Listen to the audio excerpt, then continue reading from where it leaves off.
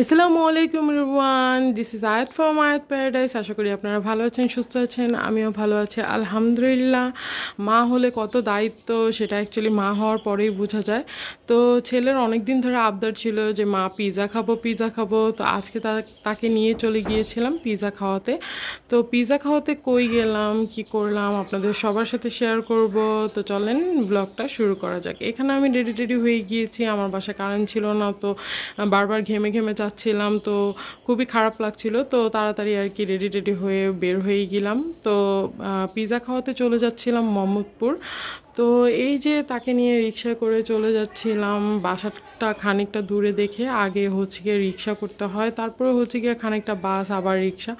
তো মোহাম্মদপুর ছাড়া আমি অ্যাকচুয়ালি সেফ প্লেস কোথাও দেখি না আমার বাচ্চাকে নিয়ে যাওয়ার জন্য। এখানেও অনেক রেস্টুরেন্ট আছে একটু ভিতরের দিকে কেরানীগঞ্জের, যেহেতু আমি